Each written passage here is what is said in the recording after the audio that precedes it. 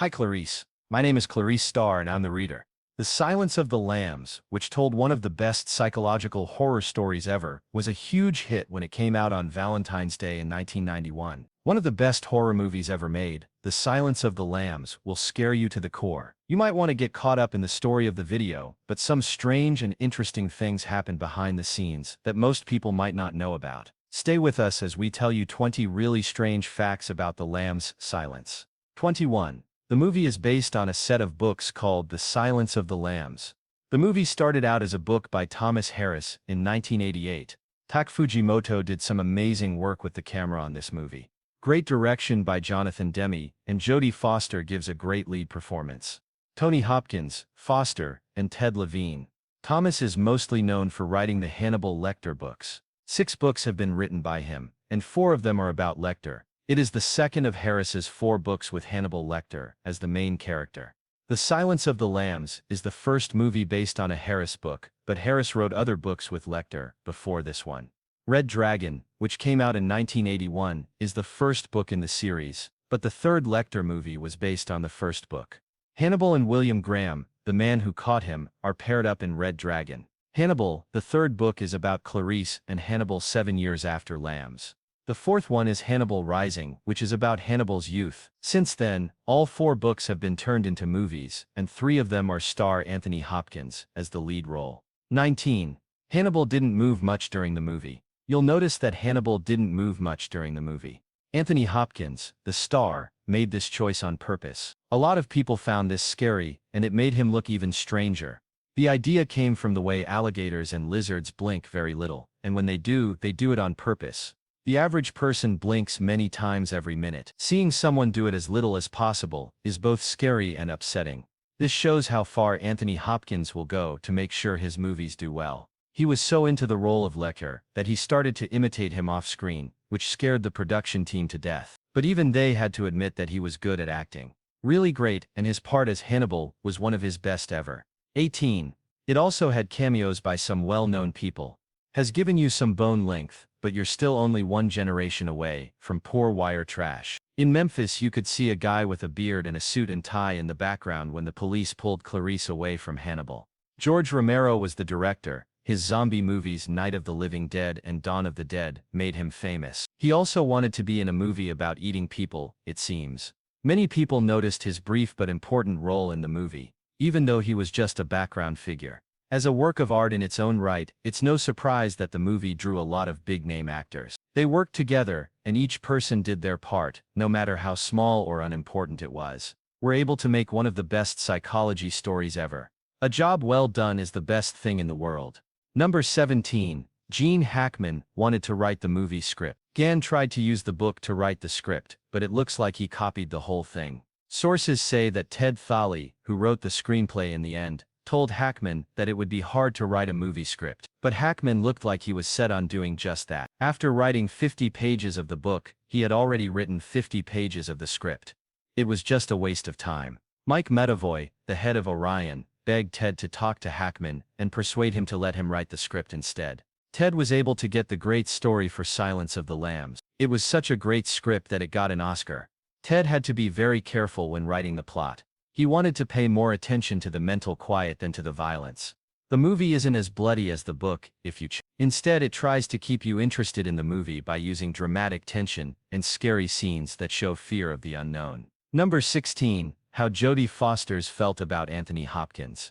Making fun of her accent was real. Anthony Hopkins making fun of Jodie Foster's accent at their first meeting wasn't in the script. Jod was really hurt because she didn't expect it. Jod had always felt bad about her accent. It hurt her and made her angry that Anthony brought it up out of the blue. She really felt bad when he made fun of her accent. She did, however, go later to thank Anthony for making her feel so real. Because of what Lecter said, she felt freed from a shame she had been carrying and gained more confidence in herself. No one else can break you if Hannibal Lecter can't. 5th, Anthony Hopkins wasn't the first person who was considered for the Hannibal Lecter part. You know how fast they found you, girls. It was annoying and slippery to mess around in the back seats of cars, but Jonathan Demme always wanted Anthony Hopkins to play Hannibal the Cannibal Lecter, but he didn't think Anthony had the star power that he would later get. Besides that, someone had played Hannibal Lecter in a different movie. Manhunter was a movie that came out in 1986, before Harris even wrote Silence of the Lambs. It starred Brian Cox as Hannibal Lecter, but the movie didn't do well, and Brian went on to find better work. So Jonathan asked Sean Connery to play the part because he was already well known. Sean read the story and said it was revolving, so he turned it down. That's how Anthony Hopkins became Lecter. There would have been a serial killer in his place if he had turned down the part. Anthony got the part though, and he couldn't have been better for it. 4. Gene Hackman planned to make the movie. Hackman paid $500,000. He split the cost with the production company Orion, and got the rights to the 1988 Thomas Harris book. He would have liked to direct the movie and play Lecter. The actor wasn't sure if he could do both though, according to Talley. He thought he might rather play FBI agent Jack Crawford, who is in charge of the behavioral unit. The Department of Studies. Hackman chose to play Crawford, John Hurt Lecter, and Michelle Pfeiffer for Clarice Starling, an FBI student. Hackman later sold his rights to Orion, but he didn't say why. Some say that after reading the book, his daughter told him straight out that he wasn't going to make that movie. Because he loves his child, he was quick to say yes. Some people said he wasn't interested in making a horror movie, because he was too busy making other movies. Orion offered to buy his rights, but he didn't take them up on the offer. 13. Buffalo Bill got his ideas from real killers. An amalgam of 3 different serial killers gave rise to the character Buffalo Bill. Edgar Edgen, who would skin his victims and use their skins to make lampshades. And Gary Hidnick, who would trap his female victims in a specially made torture device. Ted Bundy, who put on a fake cast on his arm to get people to come to his house. Buffalo Bill planned to take the skin from the women he caught and use it to make himself a suit that women wear. Edgy, a real-life serial killer, also turned the bodies of women into clothes, furniture, and other items to keep. Some of the things that were found in his house after he was arrested included a corset made of naked women. Kate used a trick to get into Buffalo Bill's truck. He put a cast on his arm so she wouldn't feel scared. In real life, serial killer Ted Bundy did the same thing. He would fake injuries on his victims to attract them and make them feel sorry for him. Bundy killed more than 30 women and girls and was put to death in 1989. 2 years before The Silence of the Lambs came out. Harris later said that his characters were based on real people, and that he got the idea for Sean when he was 23 and asked to write for a magazine about people on death row. That's when he did the book. There he talked to a prisoner who had been a doctor, and had cut up his victims to fit them into small boxes. Harris started to look into other serial killers after talking to him, and that's how the story of Hannibal Lecter came to be. Number 12. Jodie Foster was turned down at The plot blew Jodie Foster away when she read the book. She planned to buy the book's rights, but Hackman had already done so before her. For the part of Clarice Starling, she had to wait because Jonathan Demme didn't like her Boston accent in The Accused, 1988. Even though she won an Oscar for it. Even though she knew he was thinking about Michelle, she flew from her hometown to tell Demme why she should be at least his second choice. What made her want to star in the movie so badly? She said that in all of her other parts, she had been the victim. As Starling, she would be able to be the hero who fights evil. Michelle Pfeiffer was Demme's first choice, but she didn't like the movie because it was too dark. She couldn't deal with how dark the piece was, and said that the movie was so evil. Additionally, she didn't like the ending, and said that bad won in the end of the movie. She had hoped that the movie would end on a happy note, since it was so dark. As soon as they told her it wasn't possible, she turned down the part. Meg Ryan was Demme's second choice. She also didn't like the movie because it was too scary. It was also thought of Laura Dern, but the company didn't think she was big enough of a star. It was now possible for Foster to come. Being a woman who had always been the victim, Foster was thrilled to finally play a woman who faces her problems head-on instead of running away. Demme met Foster, who had no qualms about taking the part because she has never been afraid to show what's bad in people, and he knew she was perfect for the part of Clarice, who is tough and determined on the outside but has a vulnerable side that bubbles to the surface. Number 11. Hannibal told a joke about medicine about the meat he ate. People on Reddit think Hannibal was joking about medicine when he said, "I ate his liver with some fava beans and an ice can't." Liver, fava beans, and wine are all inhibitors of monoamine oxidase, which were used to treat psychiatric disorders. Hopkins's famous lip roll is now a meme. The sound after his fava bean speech was based on Bela Lugosi's famous role as Dracula. Just goes to show how much he knows. Anthony Hopkins has been called a very smart guy with a mysterious air about him, by people who have met him. When you looked into his eyes, you could always tell he knew something you didn't. Number 10. John Hopkins won an Oscar, but he wasn't in the movie very much. Hopkins was recognized for all his hard work when the Oscars gave him the award for Best Actor. In and of itself, this is not a big surprise. What is strange is that Hopkins was only on screen for 16 minutes. The actor has the second least amount of screen time to win Best Performance. The first one was won by David Nann, who played at a different table for 15 minutes, in 1958. These facts show how important Hopkins was in those 16 minutes. And most people agree that he deserved the award. He thought it would be cool to wear all white in the movie. To mess with our minds, he planned to use our beloved dentists and doctors, who wear that color. In some ways, it seemed to work. 9. Hopkins's real-life relationship ended because of the movie.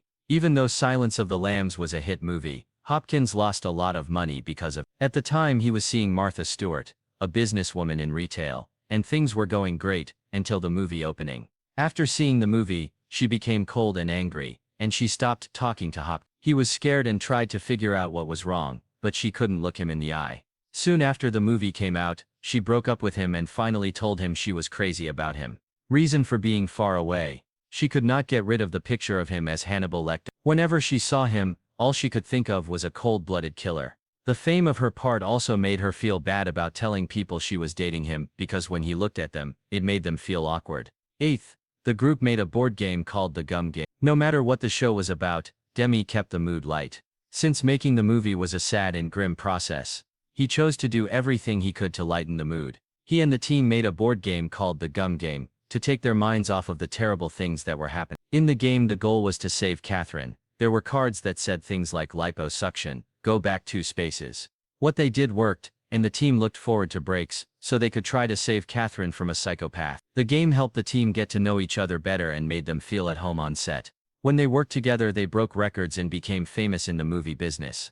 7th, Ted Levine came up with the idea for Bill's dance. In a frightening scene in the movie, Buffalo Bill, played by Ted Levine, dances in a dressing room wearing only a butterfly silk robe. Even though it was in the book, the scene wasn't in the plot. Although Ted Levine made up the moves for Buffalo Bill's famous dance scene on the spot, he did take a few shots of tequila to get him in the mood. He told them that the scene made him more interesting. The dance showed how happy a man was that his plans were coming together smoothly. Fans would all agree that the scene made the movie scarier. And it also made him look more crazy. He danced to Q Lazarus's Goodbye Horses. It was Levine's idea, because it was going to be Her Strut by Bob Seger at first. Q Lazarus sang Goodbye Horses. He was a shy singer who stopped being seen in public soon after the movie came out. Fans of the movie thought for a while that she had died.